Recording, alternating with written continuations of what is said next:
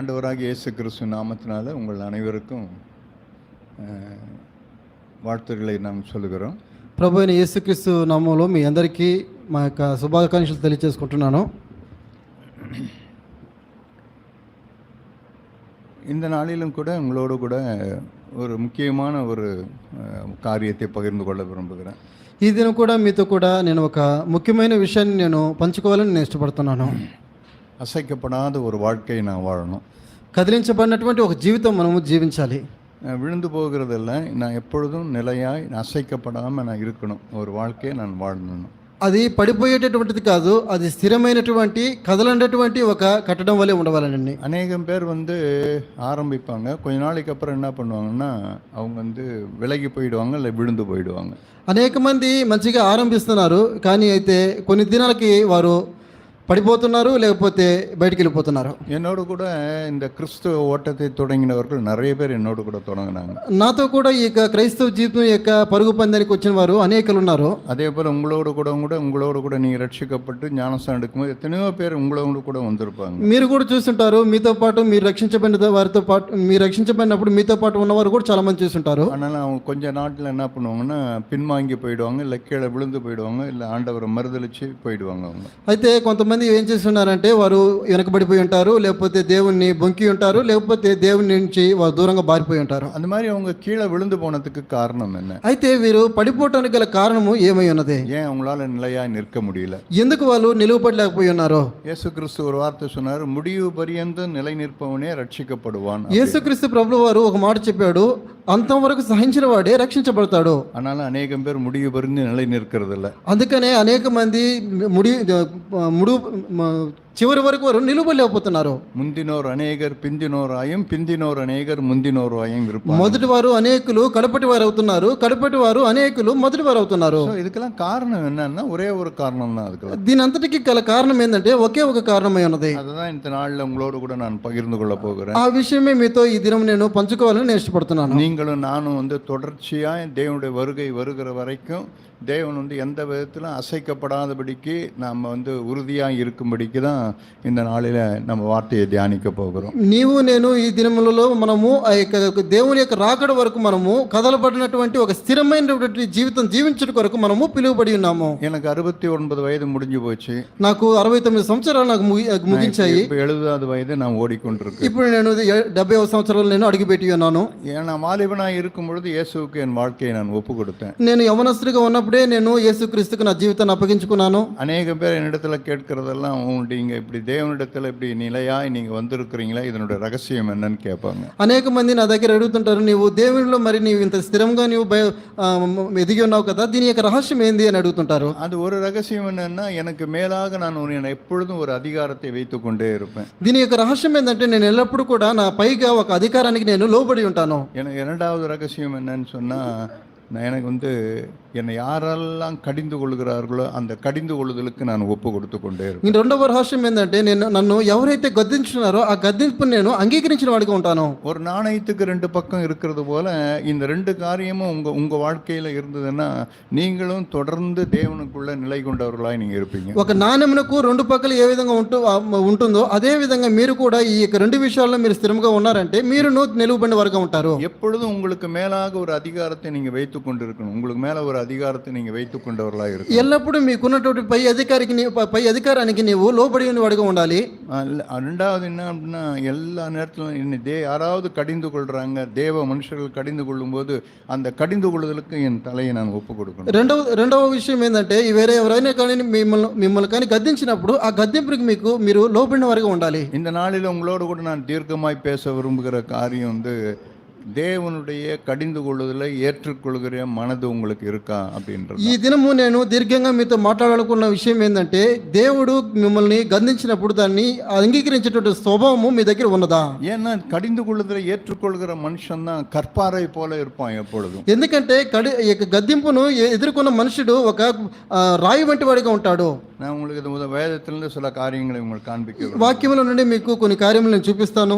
இந்த வேதத்திலே ஒரு மினி பைபிள் ஒன்று இருக்கு. இந்த வேதத்திலே ఈ యొక్క వాక్యములోనే ఒక చిన్న బైబిల్ ఉన్నదని నేను చెప్తాను. அது வந்து மத்தேயு 5, 6, 7 இது மூன்றும். అది మత్తయి సువార్త 5వ అధ్యాయము 6వ అధ్యాయము 7వ అధ్యాయము. இந்த பெரிய இவ்வளோ பெரிய வேதாகமத்தின் மத்தியில் ஒரு சிறிய வேதாகமம் தான் மத்தேயு 5, 6, 7. ఇంత పెద్ద వాక్య గ్రంథంలో ఒక చిన్న వాక్య గ్రంథము ఏదంటే ఆ మత్తయి సువార్త 5, 6, 7 అధ్యాయములో இயேசு கிறிஸ்து எல்லாவற்றையும் சொல்லிய பிற்பாடு యేసుక్రీస్తు ఇవన్నీ చెప్పిన తర్వాత அவர் வந்து 7ஆம் அதிகாரத்தில் வருகிறார். 7ஆம் அதிகாரத்தில் இயேசு சொல்றார். ఈ 7వ అధ్యాయంలో యేసుక్రీస్తు చెప్తున్నాడు 26வது వచனம். 26వ వచనము, அதுல நான் சொல்லிய இந்த வார்த்தைகளை கேட்டு இவைகளின்படி செய்திருக்கிறவன் எவனோ செய்யாதிருக்கிறவன் எவனோ அவன் தன் வீட்டை மணலின் மேல் கட்டின புத்தி இல்லாத மனுஷனுக்கு ஒப்பிடப்படுவான். మత్తయి సువార్త 7వ అధ్యాయము 26, ఈ నా మాటలు విని వాటి చొప్పున చేయని ప్రతివాడు ఇసుక మీద తన ఇల్లు కట్టుకున్న బుద్ధిహీనుడు పోలి ఉండును. அவன் வந்து பெருமழை பொழிந்து பெருவெள்ளம் வந்து காற்று அடித்து அந்த வீட்டின் மேல் மோதின போது அது விழுந்து முழுதும் அழிந்தது என்றார். వాన కురిసెను, వరదలు వచ్చెను, గాలి విసిరి ఆ ఇంటి మీద కొట్టెను, అప్పుడు అది కూలబడెను, దాని పాటు గొప్పదని చెప్పిన. அவன் தான் வீடு கட்டுறாரு, ஆனா அந்த வீடு விழுந்து போச்சு. అతనే ఆ ఇల్లు కట్టాడు, అయితే ఆ ఇల్లు పడిపోయింది. 24ஆம் వచனத்துல 24వ వచనంలో, ஆகையால் நான் சொல்லி இந்த வார்த்தைகளை கேட்டு இவைகளின்படி செய்கிறவன் எவனோ அவனை கண்மலையின் மேல் தன் வீட்டை கட்டின புத்தியுள்ள மனுஷனுக்கு ஒப்பிடப்படுவான். కాబట్టి ఈ నా మాటలు విని వాటి చొప్పున చేయి ప్రతివాడును బండ మీద తన ఇల్లు కట్టుకున్న బుద్ధిమంతుడు పోలి ఉండును. பெருமழை சுரிந்து பெருவெள்ளம் வந்து காற்று அடித்து அந்த வீட்டின் மேல் மோதியும் அது விழவில்லை, ஏனென்றால் அது கண்மலையின் மேல் அஸ்திபாரம் போடப்பட்டிருந்தது. వాన కురిసెను, వరదలు వచ్చెను, గాలి విసిరి ఆ ఇంటి మీద కొట్టెను, కానీ దాని పునాది బండ మీద వేయబడిను కనుక అది పడలేదు. ஏன் அந்த வீடு வந்து விழுந்து போகல? ఎందుకని ఆ ఇల్లు పడిపోలేదు? ஏன்னா அந்த வீடு கண்மலையின் மேல கற்பாறையின் மேல அஸ்திபாரம் போடப்பட்டது. ఎందుకంటే ఆ ఇల్లు ఆ యొక్క బండ మీద స్థిరముగా పునాది వేయబడింది. அதே வெள்ளம் தான், அதே பெருமழை தான், ஆனாலும் கூட ஒரு வீடு விழுந்து போச்சு, இன்னொரு வீடு விழல. అదే వాన, అదే వరద, అదే గాలి విసిరింది, అయితే ఈ ఇల్లు పడిపోలేదు. ரெண்டுத்துக்கும் வித்தியாசம் என்ன? రెండింటికి కలిగి ఒక తేడా ఏముంది? இவர் மணல் மேல கட்டினாரு, அவர் கற்பாறை மேல கட்டினாரு. ఇతను ఇసుక మీద కట్టాడు, ఇతనైతే బండ మీద కట్టాడు. லூக்கா எழுதின சுவிசேஷம் 6ஆம் அதிகாரம், లూకా సువార్త 6వ అధ్యాయము. இதே சம்பவத்தை லூக்கா அவர் எப்படி விவரிக்கிறாருன்னு பாருங்க. ఇదే సంభవాన్ని లూకా ఏ విధంగా వివరిస్తున్నాడు చూడండి. லூக்கா 6ஆம் அதிகாரம் 48வது வசனம். లూకా 6వ అధ్యాయము 48వ వచనము. 6ஆம் அதிகாரம் 48ஆம் வசனத்துல ஆழமாய் தோண்டி கற்பாறையின் மேல் அஸ்திபாரம் போடப்பட்டு வீடு கட்டுகிற மனுஷனுக்கு ஒப்பாய் இருக்கிறான். பெருவெள்ளம் வந்து நீரோட்டம் வந்து வீட்டின் மேல் மோதியும் அது அசைக்க கூடாமற் போயிற்று, ஏனென்றால் அது கண்மலையின் மேல் அஸ்திபாரம் போடப்பட்டிருந்தது. లూకా సువార్త 6వ అధ్యాయము 48వ వచనం చదువుతున్నాను. వాడు ఇల్లు కట్టవలని ఉండి లోతుగా త్రవ్వి బండ మీద పునాది వేసిన వాని పోలి ఉండును. వరద వచ్చి ప్రవాహము ఆ ఇంటి మీద వడిగా కొట్టేను, అది బాగా కట్టబడినందున దాన్ని కదిలింపలేకపోయాను. ఆழమా నోండారు, ఎందుకంటే తాను ఎంతో లోతుగా త్రవ్వి ఉన్నాడు. ఆழమా నోండి కీழ పాறைய பார்த்தாரு, లోతుగా త్రవ్వి కింద ఉన్నటువంటి గట్టితనాన్ని చూశాడు. அப்புறம் தான் வீட்டையே கட்ட ஆரம்பித்தார். ఆ తర్వాత తాను ఇల్లు కట్టడం ఆరంభించాడు. ఆழమా నోண்டும் போது எனக்கு நேரங்கள் செலவாகும். ఇక లోతుగా మనము త్రవ్వుతున్నప్పుడు మనము సమయం వ్యర్థమవుతున్నట్టుకుంటుంది. எனக்கு வந்து பண செலவு நிறைய நடக்கும். ఎంతో డబ్బును మనము వెచ్చించవలసి ఉంటుంది. எனக்கு பணமும் செலவாகும், எனக்கு நேரமும் ஆகும். ஆழமாய் தோண்டும் போது அவ்வளவு எனக்கு ஏற்படும். మనము లోతుగా త్రవ్వాలంటే మనకు సమయము వెచ్చించాల్సి వస్తుంది, అదే విధంగా మనకు ఉన్నటువంటి డబ్బును కూడా మనము వెచ్చించాల్సి వస్తుంది. ஆனா மண்ணில் மேல் கட்டும் போது அப்படி நடக்கவே நடக்காது. అయితే విసుగు మీద కడుతున్నప్పుడు మనకు ఆ విధంగా జరగదు. மண்ணை 2 அள்ளி போட்டு அதுக்கு மேல கள்ள கட்டின்னு போயிட்டே இருக்கும். ఊరక మట్టిని ఆ విధంగా ఈ విధంగా చేసి దాని మీద ఇల్లు కట్టొచ్చు. ஆழமாய் தோண்டுகிறது, ఆ లోతుగా త్రవ్వబడింది. அங்கே கற்பாறையை கண்டுபிடிக்கணும், అక్కడ గట్టితనాన్ని చూడాలి. அந்த வீடு தான் எப்பவுமே என்ன பண்ணும், అసైக்கப்பడவே అటువంటి ఇల్లు ఎప్పటికీ కూడా కదిలించబడినటువంటి స్థిరమైన ఇల్లుగా ఉంటుంది. செப்பனியா தீர்க்கதரிசி செப்பனியா இப்படி ஒரு வார்த்தையை சொல்லுகிறார். జఫన్యా అనే ప్రవక్త ఈ విధంగా మాట్లాడుతున్నాడు. தீர்க்கதரிசி அவர் பார்த்தீங்கன்னு சொன்னா இதெல்லாம் உங்களுக்கு நான் சொல்ல வருகிற காரியம். నేను చెప్పాలనుకున్న కార్యం ఏదంటే ఇదే. செப்பனியா 3ஆம் அதிகாரம் జఫన్యా గ్రంథము 3వ అధ్యాయము 7வது வசனம் பாருங்க. 7వ వచనం చూడండి. உன் வாசஸ்தலம் நிர்மூலமாகாதபடிக்கு நீ எனக்கு பயந்து கடிந்து கொள்ளுதலை ஏற்றுக்கொள் அப்படின்னு சொல்றாரு.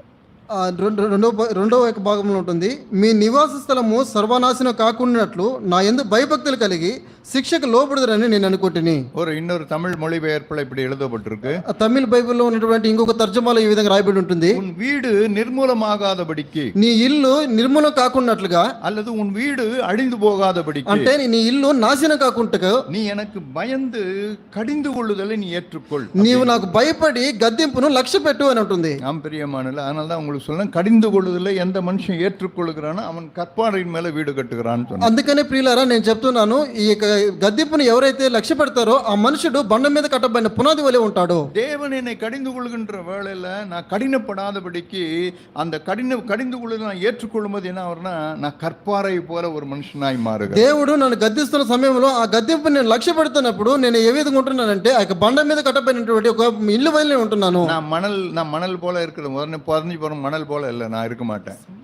மணல் போல நான் இருக்க. మనము ఇసుక మీద కట్టబడినటువంటి ఇల్లులాగా మనం ఉంటూనే ఉంటాము. ஆனா கற்பாறையை போல நான் மாறுவேன். అయితే మనము బండ మీద కట్టబడిన వరంగా ఉంటాము. அந்த கற்பாறையின் மேல நீ எவ்வளவு பெரிய வீடு நீங்க கட்டலாம். நீங்க ఆ బండ మీద నీవు ఎంత పెద్ద ఇల్లైనా కట్టొచ్చు నువ్వు. ஆனா அதுக்கு தேவையானது ஒண்ணே என்ன, தேவன் உங்களை கடிந்து கொள்கின்ற வேளையில நீங்க அதை ஏற்றுக்கொள்ளணும். நீங்க దానికి అవసరమైన విషయం ఏంటంటే దేవుడు నిన్ను గద్దిస్తున్న సమయంలో నీవు అంగీకరించవలసి ఉన్నది. வேத அறிஞர்கள் சொல்றாங்க, வேதத்தில் எழுதப்பட்ட முதல் புத்தகம் யோபுவின் புத்தகம். ఇక వాక్యాన్ని బాగా తెలిసినటువంటి పండితులు ఏం చెప్తున్నారంటే, గ్రంథంలో రాయబడిన మొట్టమొదటి గ్రంథము యోబు గ్రంథము. దేవుడు మొదల్లో எழுதின ஆதியாகமம் கிடையாது. మొదల్లో எழுதின దేవుడు మొదట రాసిన గ్రంథము ఆది కాండం కాదు, కానీ யோபுவின் పుస్తకం, అది యోబు గ్రంథం అని రాయబడింది చెప్తున్నారు. உங்களுக்கு யோபுவை பத்தி உங்களுக்கு நல்லா தெரியும். మీకు యోబు గురించి బాగా తెలిసి ఉండొచ్చు. அவனுடைய எல்லாம் ஒன்னிலிருந்து அவனுடைய 1ஆம் அதிகாரத்திலிருந்து 38ஆம் அதிகாரம் வரைக்கும் யோபு இவங்க பேசுவாங்க, அவங்க பேசுவாங்க, எல்லாரும் பேசுவாங்க. ஆனா யோபு தன்னை நீதிமானாய் காட்டிக்கொண்டு, ఈ యొక్క 1వ అధ్యాయం నుంచి అదేవిధంగా 38వ అధ్యాయం వరకు మనం చూసామంటే అనేక మంది వారి యొక్క స్నేహితులు ఆయనతో మాట్లాడుతున్నట్టుగా గద్దించినట్టుగా కనబడుతుంది. எல்லாம் பேசி முடிச்சிருவாங்க எல்லாருமே. అయితే వారందరూ మాట్లాడి ముగిస్తారు. தேவ மனுஷன் எலிகு கூட பேசி பார்ப்பான். దేవుని మనుషుడు ఎలీహు కూడా మాట్లాడతాడు. ஆனாலும் யோபு ஏதாவது ஒன்று சொல்லிக்கிட்டே இருப்பாரு. అయితే ఏదో ఒకటి వారికి బదులిస్తూనే ఉంటాడు. யோபு 38ஆம் அதிகாரத்துல, యోబు గ్రంథము 38వ అధ్యాయము, அப்பொழுது கர்த்தர் பெருங்காற்றிலிருந்து யோபுவுக்கு பிரதியுத்தரம் சொல்கிறார். 1వ వచనం మనం చూస్తాం. అప్పుడు యెహోవా సుడిగాలిలో నుండి ఇలాగున యోబుకు ప్రత్యుత్తరం ఇచ్చెను. இப்ப யோபு கூட தேவன் பேசுகிறார். ఇప్పుడు యోబు దగ్గర దేవుడు మాట్లాడుతున్నాడు. இன்னும் சொல்ல போனா யோபு கிட்ட இப்ப தேவன் யோபுவை இப்ப கடிந்து கொள்ளுகிறார். ఇంకోటి చెప్పాలంటే మనము యోబుని దేవుడు ఇక్కడ గద్దిస్తున్నాడని. அறிவில்லாத வார்த்தையினால ஆலோசனை அந்தகாரப்படுத்துகிறவன் யார்? జ్ఞానం లేని మాటలు చెప్పి இப்ப புத்தி சொல்லு அப்படின்னு கேட்கிறார். నీవు నాకు జ్ఞానం చెప్పు అంటున్నాడు. தேவன் எத்தனையோ காரியத்தை அவனோடு கூட பேசுறாரு. దేవుడు అనేకమైన కార్యాలు అతనితో మాట్లాడుతున్నాడు. அவனுக்கு எல்லாவற்றையும் அவனுக்கு பேசி முடிச்ச உடனே అవన్నీ మాట్లాడిన తర్వాత 40ஆம் அதிகாரத்துல பாருங்க, ఇప్పుడు 40వ అధ్యాయం చూడండి. யோபு என்ன வார்த்தை சொல்ற, 40:4 பாருங்க. 40వ అధ్యాయం 4వ వచనం చూడండి. యోబు ఏం మాట్లాడుతున్నాడు? இதோ நான் நீசன், చిత్తగించము, నేను నీచుడును. நான் உனக்கு என்ன மறு உத்தரவு சொல்லுவேன்? నేను నీకు ఏమని ప్రత్యుత్తరం ఇచ్చేదను? என் கையினால் என் வாயை பொத்திக் கொள்கிறேன், నా నోటి మీద నా చేతిని ఉంచుకుందును. நான் 2 தரம் பேசினேன், நீ நான் பிரதியுத்தரம் கொடாமலும் பேசாமலும் இருப்பேன். ఒక మారు మాట్లాడితే నేను మరలా నోరెత్తను. உடனே யோபு பார்த்து, ஆண்டவரே நான் பேச மாட்டேன்றான். ప్రభా నేను ఇక మాట్లాడను అంటున్నాడు యోబు. நான் ஏதோ பேசிட்டேன், என்னை தயவு செய்து மன்னிச்சிருங்க. అయ్యో నేను ఏదో తెలియక మాట్లాడినా, నన్ను దయచేసి మన్నించి క్షమించండి. ஆனாலும் தேவன் அவனை கடிந்து கொண்டு வருகிறார். அவனை అయినప్పటికీ దేవుడు అతన్ని గద్దించినట్లుగా కనబడుతుంది. 42వ వచనத்துல, ఇప్పుడు 42వ అధ్యాయంలో 3వ వచనం என்ன எழுதி பாருங்க. 3వ అధ్యాయంలో 3వ వచనంలో ఏం రాయబడింది చూడండి. அறிவில்லாமல் ஆலோசனை மறைக்கிற இவன் யார்? జ్ఞానం లేని మాటల చేత ఆలోచనను నిరర్థకం చేయు వీడెవడు? நான் எனக்கு தெரியாததையும் என் புத்திக்கு எட்டாததையும் அறியாததையும் அழைப்பினேன் என்கிறேன். అలాగున వివేచన లేని వాడినైనా నేను ఏమీ నెరుగక నా బుద్ధికి మించిన సంగతులను గురించి నేను మాట్లాడుతాను. எனக்கு தெரியல, நான் புத்திக்கு தெரியாத நான் அழைப்பிட்டேன். ప్రభువా నాకు తెలియలా, నా బుద్ధికి మించిన మాటలు నేను మాట్లాడాను. என்ன தயவு செய்து மன்னிச்சிருங்க. అయ్యా దయచేసి నన్ను మన్నించండి, క్షమించండి. தேவன் அவனை கடிந்து கொள்கின்ற வேளை யோபு தேவனுடைய கடிந்து கொள்ளுதலை ஏற்றுக்கொண்டான். దేవుడు ఆయన ఖండిస్తున్నప్పుడు, దేవుడు ఆయన గద్దిస్తున్నప్పుడు ఆ యొక్క గద్దింపును ఆయన నిర్లక్ష్యపరచలేదు. 6వ వచనం பாருங்க. 6వ వచనం చూడండి. ஆகையால் நான் என்னை அருவருத்து தூளிலும் சாம்பலிலும் இருந்து மனஸ்தாபப்படுகிறேன் என்றார். 6వ వచనము, కావున నన్ను నేను అసహించుకొని ధూళిలోను బుడిదలోను పడి పశ్చాత్తాపడుచున్నాను. ஆமாங்க. అవునండి. தேவன் கடிந்து கொள்கின்ற வேளையில దేవుడు గద్దిస్తున్న సమయంలో அவருடைய கடிந்து கொள்ளுதலை எந்த ஒரு மனுஷன் ஏற்றுக்கொள்கிறானோ அவனுக்கு வருகிறது மனஸ்தாபப்படுகிறவனா அவன் இருப்பான். ఒక గద్దిస్తున్నప్పుడు దాన్ని అంగీకరిస్తున్న ఒక వ్యక్తికి తన జీవితంలో ఆ యొక్క దుఃఖముకు సంబంధించినటువంటి పశ్చాత్తాపం ఉంటుంది. வேதம் எழுதி வைத்திருக்கிறது அவன் எப்படி இருப்பானா, துக்கப்படுகிறவனா இருப்பான். அவன் అతను ఏ విధంగా ఉంటాడంటే తనకి తాను దుఃఖించేవాడుగా ఉంటాడు. ఇక தூஷிக்கிறவனா இருக்க மாட்டான். అతను దూషించేవాడుగా ఉంటాడు. அவன் கடிந்து கொள்வதை ஏற்றுக்கொள்கின்ற வேளை அவனுக்குள்ள ஒரு துக்கம், அவனுக்கு தேவனுக்கு ஏற்றதான ஒரு துக்கம் அவனுக்குள்ள பிடித்து ఆ యొక్క గద్దింపును లక్ష్య పెడుతూ అంగీకరిస్తున్న సమయంలో తనలో తానే ఉంచి ఒక దుఃఖముకు వస్తుంటాడు. இது யாருக்கு கிடைக்கும்? ఇది ఎవరికి దొరుకుతుంది? தேவன் கடிந்து கொள்கின்ற வேளை அந்த கடிந்து கொள்ளுதலை ஏற்றுக்கொள்கிற மனுஷன். దేవుడు గద్దిస్తున్న సమయంలో ఆ గద్దింపును అంగీకరించి లక్ష్య పెట్టేవాడికి அவனுக்கு லௌகீக துக்கம் வரவே வராது. అతనికి ఈ లోక సంబంధమైన దుఃఖం కాదు. ரெண்டு துக்கம், உலகத்துல ரெண்டு துக்கங்கள் ఈ உண்டு. యొక్క లోకంలో రెండు రకాలమైన దుఃఖాలు ఉంటాయి. ஒன்னு లౌகీக துக்கம், ఒకటి వచ్చి ప్రకృతి సంబంధమైన దుఃఖము, இன்னொரு துக்கம் தேவனுக்கு ஏற்ற துக்கம். ఇంకొక దుఃఖము దేవునికి సంబంధించిన దుఃఖము. அப்போஸ்தலனாகிய பவுல் கொரிந்தியருக்கு 2 கொரிந்தியருக்கு எழுதும்போது ஒரு நிருபத்தை எழுதுகிறார். అపోస్తలుడైన పౌలు గారు 2వ కొరింథీయులకు రాసిన పత్రికలో రాస్తున్నాడు. 2 கொரிந்தியர்ல பவுல் இந்த ஒரு வார்த்தை உங்களுக்கு காண்பிக்கிறேன். 2వ కొరింథీయులకు రాసిన పత్రికలో పౌలు రాసిన ఒక వాక్యాన్ని మీకు చూపిస్తాను చూడండి. அவர் அங்க எழுதும்போது அங்க 2 காரியத்தை பவுல் எழுதுகிறார். ఆయన ఇక్కడ మాట్లాడుతున్నప్పుడు 2 కార్యములు మాట్లాడుతుంటాడు. ஒன்னு அவர் எழுதுகிறது లౌకిక దుఃఖத்தை குறித்து எழுதுறார். మొదటిగా ఆయన రాయిస్తున్నప్పుడు ఏమని రాస్తాడంటే ప్రకృతి సంబంధమైన దుఃఖాన్ని చూపిస్తున్నాడు. 2 కొరింథీయర్ 7వ அதிகாரம். 2వ కొరింథీయులకు రాసిన పత్రిక 7వ అధ్యాయము 7వ వచనము. அங்க பவுல் எழுதும்போது 7వ அதிகாரம் 9వ வசனம் பாருங்க. 7వ అధ్యాయము 9వ వచనం చూడండి. இப்பொழுது சந்தோஷப்படுகிறேன், நீங்கள் துக்கப்பட்டதற்காக அல்ல, மனம் திரும்புறதுக்கு ஏதுவாக துக்கப்பட்டதற்காக சந்தோஷப்படுகிறேன். మీరు దుఃఖపడితే సంతోషించట్లేదు, కానీ మీరు దుఃఖపడి మారు మనసు పొందితేరని ఇప్పుడు సంతోషిస్తున్నాను. நீங்கள் ஒன்றும் எங்களால் నష్టపడాதபடிக்கு దేవునికి ఏற்ற దుఃఖం అடைந்தீர்களே. ఏలయనగా ఏ విషయంలో మా వలన మీరు నష్టము పొందకుంటకై దైవ చిత్తానుసారం దుఃఖపడితిరి. நீங்க தேவனுக்கு ஏற்ற துக்கம், దైవ చిత్తానుసారమైన దుఃఖము பின்பு மனஸ்தாபப்படுகிறதுக்கு இடமில்லாமல் రక్షణార్థమైన మారు మనసుకు దుఃఖం పుట్టి ரட்சிப்புக்கு ஏதுவான மனம் திரும்புதலை உண்டாக்குகிறது.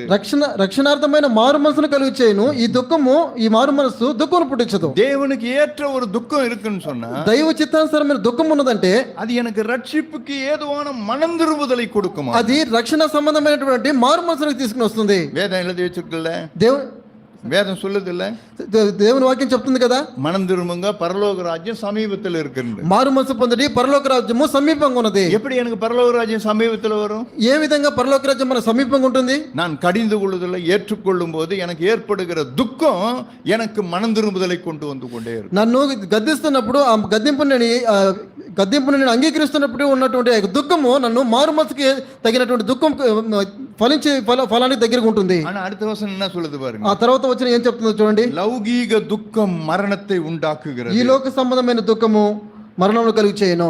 ஏன்னா அது கடிந்து கொள்ளுதலை ஏற்றுக்கொள்ள. ఎందుకంటే ఆయన గద్దింపును లక్ష్య పెట్టలేదు. நான் ఉన్మయా కడిந்து கொள்ள ஏற்றுக்கொண்டேன்னு சொன்னா, నిజంగా నేను గద్దింపు లక్ష్య పెట్టానంటే நான் లౌకిక దుఃఖం అడయவே మాటాను. నేను ఈ లోక సంబంధమైన దుఃఖం నేను పొందను. எனக்கு அது இல்ல, నాకు అది లేదు, எனக்கு இந்த கார் இல்ல, బంగ్లా இல்ல, వసతి இல்ல, వాய்ப்பு இல்ல, இப்படிலாம் నాకు ఈ కారు లేదు, ఈ బంగ్లా లేదు, ఈ వసతి లేదు, ఈ యొక్క సదుపాయాలు లేవు అని నేను దుఃఖించను. ஆனா அது தேவனுக்கு ஏற்ற துக்கமாய் இருக்கும். అయితే అది దేవునికి సంబంధించిన రక్షణాత్మకమైన దుఃఖమై ఉంటుంది. దేవునికి ఏற்ற దుఃఖం எனக்கு என்ன கொடுக்கும்னு சொன்னா, ఈ యొక్క దైవ చిత్తానుసారమైన దుఃఖం ఏం చేస్తుందంటే எனக்கு மனம் திரும்புதலை கொடுத்துకొண்டே இருக்கும். నాకు మారు మనసును అనుగ్రహిస్తూ ఉంటుంది. அதனால தான் పౌలు அந்த வார்த்தை எழுதுறார். అందుకనే పౌలు అంటున్నాడు, அந்த 7వ அதிகாரத்துல పౌలు எழுதும்போது இப்படி இந்த பாருங்கள் 11వ వచనం చూడండి.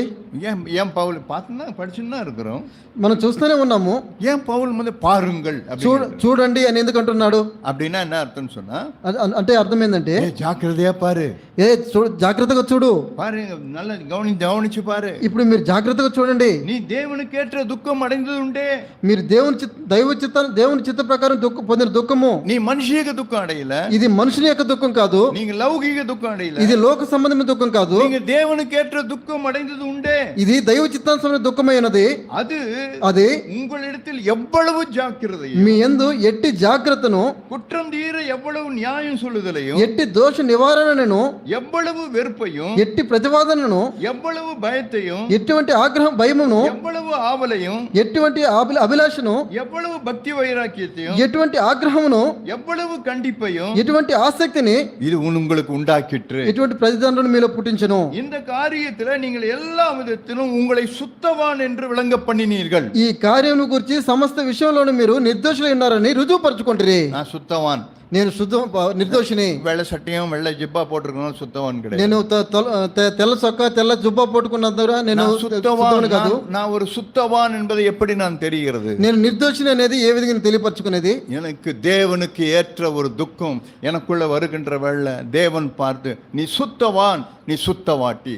నేను దేవుని చిత్తానుసారమైన దుఃఖం నేను పొందుకున్నప్పుడు అప్పుడు దేవుడు నా దగ్గర సాక్ష్యం నాకు ఇచ్చిన సాక్ష్యము నువ్వు నిర్దోషివి. அதனால்தான் எப்பவே உங்களுக்கு சொல்றேன், ஒரு கடிந்து கொள்ளுதல் வருகின்ற வேளை அந்த கடிந்து கொள்ளுதலை நான் ஏற்றுக்கொள்ளணும். అందుకనే నేను చెప్తున్నాను, మీకు గద్దింపును మీకు వచ్చినప్పుడు ఆ గద్దింపుని మీరు అంగీకరించే వరకు ఉండాలి. கடிந்து கொள்ளுதல் ஏற்றுக்கொள்ளன்னு சொல்லுங்களேன். గద్దింపుని నువ్వు లక్ష్య పెట్టలేదంటే என்னுடைய வீடு பாழாய் போயிடும், నా యొక్క ఇల్లు విరిగిపోతుంది. செப்பனியா தான் சொல்றாரு. జఫని అదే చెప్తున్నాడు, உன் வீடு நாசமாய் போகாது, నీ యొక్క ఇల్లు నాశనమే పోకున్నట్లుగా நீ கடிந்து கொள்ளுதல் எனக்கு பயந்து கடிந்து கொள்ளுதல் நீ ஏற்றுக்கொள். నీవు నాకు భయపడి నీ యొక్క గద్దింపుని నువ్వు లక్ష్య పెట్టు.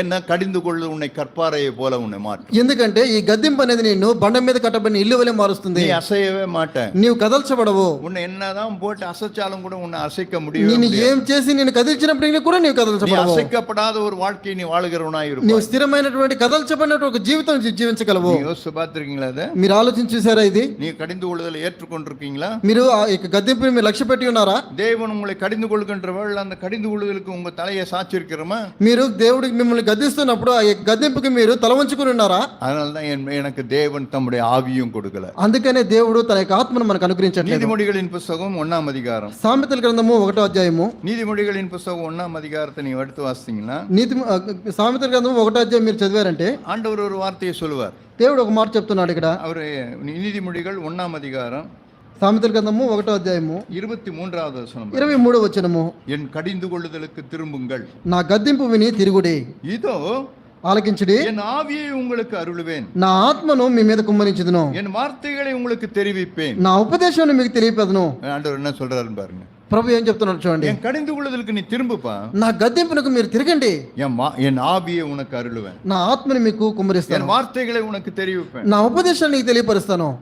யாருக்கு தெரியும்? ஆண்டவர் எல்லாருக்கும் தெரியப்படுத்த மாட்டார். దేవుడు అందరికీ తెలియపరిచేది లేదు, కానీ அவர் தம்முடைய ஆவியை, தம்முடைய பரிசுத்த ஆவியை எல்லார் பேரிலும் தேவன் ஊற்றுகிறது கிடையாது. తన యొక్క పరిశుద్ధమైనటువంటి ఆత్మని అందరి యందు ఆయన కుమ్మరించేవాడు కాదు, కానీ அதே போல தன்னுடைய வார்த்தைகளை அவர் எல்லாருக்கும் தெரியப்படுத்துறது கிடையாது. తన యొక్క ఉపదేశాన్ని అందరికీ ఆయన బోధించేవాడు కాదు, కానీ அவர் எதிர்பார்க்கிறது, அவர் பார்க்கிற மனுஷர்கள்லாம் தேவன் கடிந்து கொள்கின்ற வேளை அந்த கடிந்து கொள்ளுதலை ஏற்றுக்கொள்கிறான். ఆయన చూచేవాడు, ఆయన ఎదురు చూసే మనుషులు ఎవరంటే దేవుడు తన యొక్క గద్దింపును అంగీకరించే మనుషులు చూస్తున్నాడు. யோபு தேவனுடைய கடிந்து கொள்ளுதலை ஏற்றுக்கொண்டான். యేబు దేవుని యొక్క గద్దింపును లక్ష్య పెట్టాడు. ஆண்டவரே நான் தெரியாத சொல்லிட்டேன், ప్రభా నేను తెలియకుండా మాట్లాడాను, நான் అలపిட்டேன், నేను పనికి మాలిన వాడిని, ஆண்டவரே நான் உண்மைதான், நான் ஏற்றுக்கொள்றேன், నేను నిజమే, నేను ఒప్పుకుంటున్నాను, నేను అంగీకరిస్తున్నాను, கடிந்து கொள்ளுதல் எனக்கு நலம்தான், నాకు నీవు గద్దించినవి నాకు మంచిది. தேவனுடைய கடிந்து கொள்ளுதலை அவன் ஏற்றுக்கொண்டான். తన యొక్క గద్దింపును అతను లక్ష్య పెట్టాడు. என்ன தெரியுமா நடந்தது? ఏం జరిగింది చూసారా? నిర్మూలமான அவன் வீடு திரும்ப எடுத்து கட்டப்பட்டது. నిర్మూలమైనటువంటి తన ఇల్లు తిరిగి కట్టబడింది. ஒரு இடமல்ல, அவனுக்கு ఒక చోట కాదు, అది அவனை இரட்டிப்பாய் தேவன் அவனை ஆசீர்வதித்தார். ఆయన రెట్టింపుగా ఆయన అతను ఆశీర్వదించాడు. வேதனை தெரியுமா சொல்லுது? దేవుని వాక్యం ఏం చెప్తుంది తెలుసా? యోబునుடைய మున్నిలమയെ பார்க்கிலும் அவன் பின்னிலமையை தேவன் ஆசீர்வதித்தார் எழுது. యోబు యొక్క మునుపటి స్థితి కంటే తన తర్వాత స్థితి అధికంగా ఆశీర్వదించని రాయబడింది. அவனை இரட்டிப்பாய் ஆசீர்வதிச்சார். అతన్ని రెండింతలుగా ఆశీర్వదించాడు. அவனை இரட்டிப்பாய் ஆசீர்வதிச்சார். ఎందుకని ఆయన ఆశీర్వదించాడు? தேவன் அவனை கடிந்து கொள்கின்ற வேளை யோபு அதற்கு எதிர்த்து நிற்காதபடிக்கு அந்த கடிந்து கொள்ளுதலுக்கு தன் தலையை கொடுத்தான். దేవుడు తనను గద్దించిన సమయంలో తనకి ఎదురు తిరగకుండా తను తగ్గించుకుని వాడుకున్నాడు. அதனால தேவன் தம்முடைய ஆவியை அவனுக்கு கொடுத்தார். அவனுக்கு అందుకనే దేవుడు తన యొక్క ఆత్మను ఆయనకు అనుగ్రహించాడు. தம்முடைய வார்த்தையை அவனுக்கு கொடுத்துக்கிட்டே இருந்தார். తన యొక్క ఉపదేశాన్ని చెబుతూ వచ్చాడు. தேவன் அவனை உற்சாகப்படுத்தினார். దేవుడు అతనిని ప్రోత్సహించాడు. அவன் வீடு திரும்பவும் எடுத்து கட்டப்பட்டது. తిరిగి తన యొక్క ఇల్లు కట్టబట్టడానికి సహాయం చేశాడు. எதெல்லாம் இழந்து போனானோ, ఏదైతే పోగొట్టుకున్నాడో அதெல்லாம் யோபு திரும்ப எடுத்துக்கொண்டான். అదంతా తిరిగి యోబుతో పొందుకోగలిగాడు. பக்தி வைராக்கியம் வந்தது. ఆ యొక్క భక్తి జీవితం మరలా వచ్చింది. அவன் மிகுந்த ஜாக்கிரதை உள்ளவனா இருந்தான். మరింత జాగ్రత్త కలిగిన వాడుగా మార్చబడ్డాడు. பவுல் சொன்னது போல அவனுக்குள்ள ஒரு தேவனை குறித்து ஒரு ஆவல் அவனுக்கு ஏற்பட்டது. పౌలు చెప్పినట్లుగా దేవుని గురించిన ఆసక్తి ఆయనకు వచ్చింది. பாவத்தை குறித்து ஒரு வெறுப்பு அவனுக்குள்ள இருந்து கொண்டு పాపంను గురించినటువంటి అసహ్యతను కూడా వచ్చింది. யாரெல்லாம் தேவன் கடிந்து கொள்வதில்லை ஏற்றுக்கொள்றாங்களோ அவங்களுக்கு தான் பாவத்தின் மேல ஒரு வெறுப்பு வந்துகிட்டே. ఎవరెవరైతే దేవుని యొక్క గద్దింపును లక్ష్య పెడతారో వారందరూ కూడా పాపమును అసహించుకునే స్థితికి వారు రాగలుగుతారు. தேவன் கடிந்து கொள்வதை ஏற்றுக்கொள்ளாத ஒரு மனுஷனுக்கு, దేవుని యొక్క గద్దింపును అంగీకరించే మనుషులకు அவன் பூமியில நிலையா இருக்கிறதே கிடையாது. ఈ భూమి మీద తాను స్థిరముగా నిలువబడనే లేడు. ஆண்டவர் பார்த்தாரு, அந்த ஒரு ஸ்திரீ இருந்தா, ప్రభువు చూశాడు, ఒక స్త్రీ ఉన్నది. அவ ஒரு தைலத்தை கொண்டு வந்தா. ఆమె ఒక తైలపు బుడ్డి తీసుకొని వచ్చింది. பாதத்துல ஊற்றுனா. ఆమె యేసు యొక్క పాదముల దగ్గర పోసింది. எல்லாரும் அவளை எல்லாரும் அவளை திட்டினாங்க. எல்லாரும் అక్కడ ఉన్న వారందరూ కూడా ఆమెను చూసి సనుక్కున్నారు. యేసు உடனே ஒரு வார்த்தையை சொன்னார். అయితే యేసు ఒక మాట చెప్పాడు. சொன்னப்பா அவன் ஒன்றும் இல்லப்பா, அவன் நல்லா தான் செய்திருக்கிறா. ఆమె ఏం చేయలేదు, మంచిదే చేసింది అని చెప్పాడు. దరిద్రులు உங்களிடத்துல இருக்கிறாங்க, దరిద్రులు మీ దగ్గర ఉంటారు. அவன் எனக்கு நல்லதான் செய்தா. అయితే ఆమె నాకు మంచిది చేసింది. సాధారణமா సింపుల్గా தான் యేసు குறித்து శిష్యుகளை కடிந்து கொண்டார். సాధారణంగా అతి సులువుగా యేసుక్రీస్తు తన శిష్యులను గద్దించున్నాడు. அதை கேட்ட యూదాస్ என்ன பண்ணான்? అయితే ఇది విన్న యూదా ఏం చేశాడంటే, எல்லாரும் ఎదురుగానే இப்படி சொல்லிட்டாரு. అయ్యో అందరికి ముందుగా నన్ను ఈ విధంగా చేశాడు, எல்லாரும் ఎదురుగానే இப்படி பேசிட்டாரு, అందరికి ముందుగా ఈ విధంగా మాట్లాడాడే. அந்த பொம்பளை எல்லாம் ஒரு சப்போர்ட் பண்ணாரு. ఆ యొక్క స్త్రీకి తాను సపోర్ట్ చేశాడే. உடனே அவன் என்ன பண்ணான்னா, அவன் அந்த கடிந்து கொள்ளுதலை யூதாஸ் ஏற்றுக்கொள்ள, వెంటనే ఏం చేశాడంటే ఆ యొక్క గద్దింపును అతను అంగీకరించలేదు. சும்மா சாதாரணமா கடிந்து கொண்டார். ఒక సాధారణమైనటువంటి గద్దింపు. దరిద్రులు உங்ககிட்ட இருக்கிறாங்க. அப்பா దరిద్రులు మీ దగ్గర ఉంటున్నారు కదా, என்னத்தை செய்யறது? உங்ககிட்ட இருக்காங்க, நீங்க எப்போனாலும் நீங்க செய்யலாம். వారికి సహాయపడాలంటే నువ్వు ఎప్పుడైనా చేయొచ్చు కదా. ஏன் தொந்தரவு படுத்துறீங்க? ఈమెను ఎందుకు నువ్వు తొందర చేస్తున్నావు? இதுதான் இயேசு சொன்னார். ఇదే యేసు చెప్పాడు. இந்த கடிந்து கொள்ளுதல యూదాసుக்கு ఏற்றுకొள்ள మనసు வரல. ఈ చిన్న గద్దింపు యూదాకి అంగీకరించడానికి వీలు లేకుండా పోయింది. இயேசுவை காட்டி கொடுக்காம வெளியே போயிட்டான். యేసుని అప్పగించడానికి బయటికి వెళ్ళాడు. ஆமா, இப்படிதான் நடக்கும்ல. అవును, ఈ విధంగానే జరిగింది. எப்ப எனக்கு கடிந்து கொள்ளுதலை ஏற்றுக்கொள்ள మనసు இல்லையோ, எனக்கு சுபாவ அன்பே இருக்காது என்கிட்ட. ఎప్పుడైతే నేను గద్దింపుని నేను లక్ష్య పెట్టని వాడిగా ఉంటున్నానో, నా దగ్గర ఉంటున్న ఈ స్వభావ సంబంధమైనటువంటి ప్రేమ నా దగ్గర ఉండదు. நன்றி அறிதல் கூட எனக்கு இருக்கு. ఆ యొక్క కృతజ్ఞత కూడా ఉండదు. என்ன முகவரியே இல்லாத எனக்கு ஒரு முகவரி கொடுத்தவரை கூட நான் காட்டி கொடுத்துக்காரன். ఎందుకు అడ్రస్ లేనటువంటి నన్ను ఆయన ఈ విధంగా చేశాడు. కడిందు కొள்ளது, ஒரு சின்ன கடிந்து கொள்ளுது, ఒక చిన్న గద్దింపు చూడండి. ஆனா முடிவு என்ன தெரியுமா ஆச்சு? అయితే చివరికి ఏమైంది చూసారా? அவன் போய் 30 காசு வேலை பேசிட்டான். అతను పోయి 30 వెండి నాణ్యాలకి అమ్మేశాడు. அந்த காசை அனுபவிக்க முடியல. ఆ యొక్క డబ్బులు కూడా మరి ఆయన అనుభవించలేకపోయాడు. கடைசியில போய் அவன் 4 கொண்டு செத்தான்னு எழுதப்பட்டு, చివరికి ఏం చేశాడంటే ఊరేసుకొని చచ్చాడు. அதே ஆண்டவர் இயேசு கிறிஸ்து, అదే ప్రభు యేసుక్రీస్తు பேதுரு கிட்ட வருகிறார். పేతురు దగ్గరికి వస్తున్నాడు. அவர் பேதுரு கிட்ட ஒரு மனுஷகுமாரன் காட்டி கொடுக்கப்படுவார், மனுஷகுமாரன் அறையப்படுவார் அப்படின்னு அவங்க கூட பேசுறாரு. పేతురు దగ్గరికి వచ్చి మనుష్య కుమారుడు అప్పగించబోతున్నాడు, మనుష్య కుమారుని బంధించబోతున్నారని మాట్లాడాడు. పేతురు తనియా కూட்டு போறான். అయితే పేతురు తనకి ఒంటరికి తీసుకుపోతున్నాడు. இதெல்லாம் உமக்கு நடக்க கூடாது, இப்படி செய்ய கூடாது, நீ இயேசுவை கடிந்து கொள்ளுகிறான். ఇదంతా నీకు జరగకూడదు, ఈ విధంగా మాట్లాడకూడదని యేసుక్రీస్తు వెనక గద్దిస్తున్నాడు. యేసు பார்க்கிறாரு. వెంటనే యేసు చూస్తున్నాడు. శిష్యులు எல்லாரும் திரும்பி பார்க்கிறாరు. శిష్యులందరూ చూస్తున్నారు. பேதுருவும் வெளியே இருக்கிறாரு. పేతురు కూడా బయట ఉంటున్నాడు. எல்லா శిష్యులకు ఎదురుగా, எல்லாருக்கும் முன்பாக, అందరు శిష్యులకు ఎదురుగా ముందుగా పేతురుவை பார்த்து, పేతురును చూసి, అప్పాలే పో సాతానే, సాతానా నా నుంచి పో అంటున్నాడు.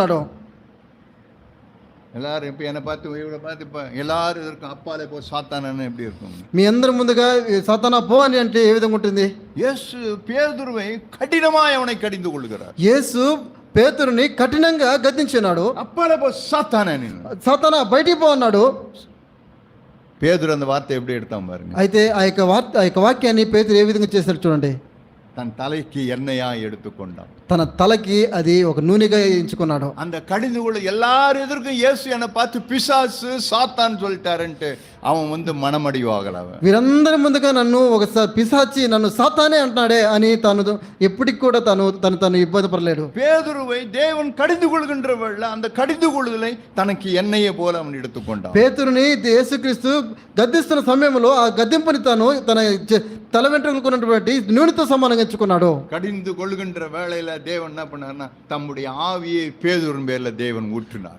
ఆ యొక్క గద్దిపిస్తున్న సమయంలోనే పేతురికి యేసుక్రీస్తు ఏం చేశాడంటే తన ఆత్మను కూడా కుమ్మరించినాడు. அவன் தான் எழுந்து நின்று பிரசங்கம் பண்றான். ఆయనే మరి నిలువబడి ప్రసంగం చేశాడు. 5000 பேர் రక్షిக்கப்படுறான். 5000 మంది రక్షించబడ్డారు. பேதுரு எழுந்து பேசுகின்ற வேளையில ஒரு எழுப்புதல் நடந்துனே இருக்குது. పేతురు లేచి నిలబడి మాట్లాడుతున్న సమయంలో 5000 మంది రక్షించబడ్డారు. பேதுரு கடிந்து கொள்வதை ஏற்றுக்கொண்டபடினால தேவன் தம்முடைய ஆவியினால் அவனை நிரப்புகிறார். அவனை పేతురు గద్దింపును లక్ష్యపెట్టిన కారణాన్ని బట్టి ఈ దేవుడు తన యొక్క ఆత్మను నింపుచున్నాడు. தேவனுடைய ஆவியினால் நிரப்பப்பட்ட பேதுரு இப்ப கொர்நேலிய வீட்டுக்கு போகிறான். దేవుని యొక్క ఆత్మ చేత నింపబడిన మనుషుడు ఇప్పుడు కొర్నేలి ఇంటికి వెళ్తున్నాడు. அவங்களோட கூட பேசிக்கொண்டே இருக்கும்போது వారితో మాట్లాడుతున్నప్పుడే பரிசுத்த ஆவியானவர் எல்லார் பேர்ல இறங்க ஆரம்பிச்சார். పరిశుద్ధాత్మ అందరి మీద దిగి వచ్చిన చూశారు.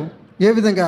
தேவன் பேதுருவை ஆவியினால் நிரப்பினார். దేవుడు పేతురుని ఆత్మతో నింపినాడు. எதுக்காக தேவன் நிரப்பினார்? ఎందుకని నింపినాడు? அப்பாலே போ சாத்தானே என்று தேவன் பகிரங்கமாய் கடிந்து கொள்கின்றவள்ள மனத்தாழ்மையா அதை ஏற்றுக்கொண்டார். సాతానా నీ బయటికి పో అని పేతురు అతను గద్దించినప్పుడు దానిని సంపూర్ణంగా తను అంగీకరించినాడు. இப்போ உங்களே நீங்க யோசிச்சு பாருங்க. ఇప్పుడు మీరే ఆలోచించండి. ஏன் தேவன் உங்கள் மீது தம்முடைய ஆவியை ஊற்றல இன்னும்? ఎందుకు దేవుడు మీ మీద తన యొక్క ఆత్మను నింపట్లేదు? ஏன் இன்னும் நீங்க உங்களுக்கு தேவனை குறித்து ஒரு ஆவல் உங்களுக்கு பெருகல இன்னும்? ఎందుకు దేవుని గురించినటువంటి నిజమైన ఆసక్తి మీ దగ్గర ఇంకనూ లేదు?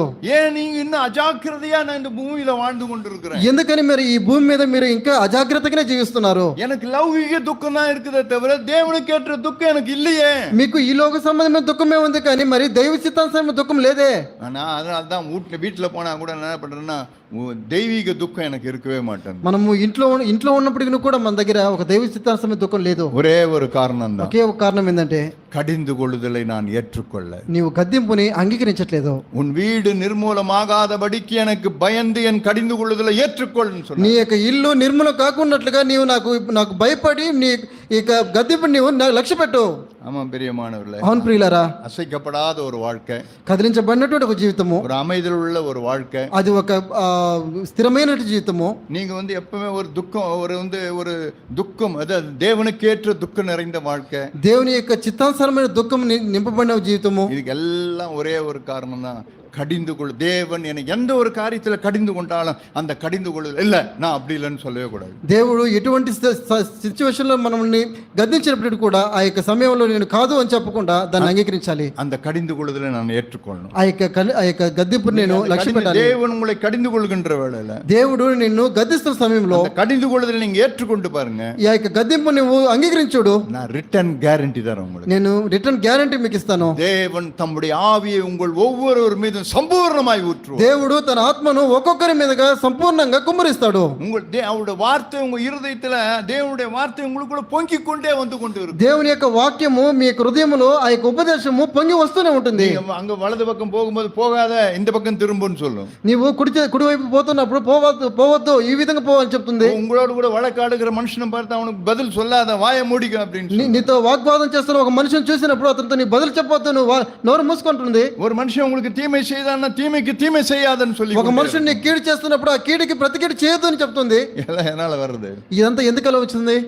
தேவன் கடிந்து கொள்ளுதலை ஏற்றுக்கொள்ளுகிற மனுஷன், దేవుని యొక్క గద్దింపును లక్ష్య పెట్టినట్టు మనుషుడు. நான் அப்படியே அவனை வாஞ்சிக்கிறேன். నేను ఆ విధంగానే ఉండాలని ఇష్టపడుతున్నాను. சூலூர்பேட்டில் இருக்கிற சகோதர சகோதரிகள், సూళ్ళూరుపేటలో ఉన్నటువంటి సహోదర సహోదరులు அசையாதவர்களாய்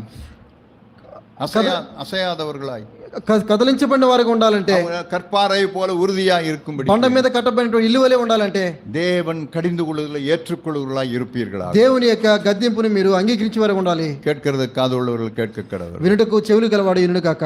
ஆமென். ఆమేన్.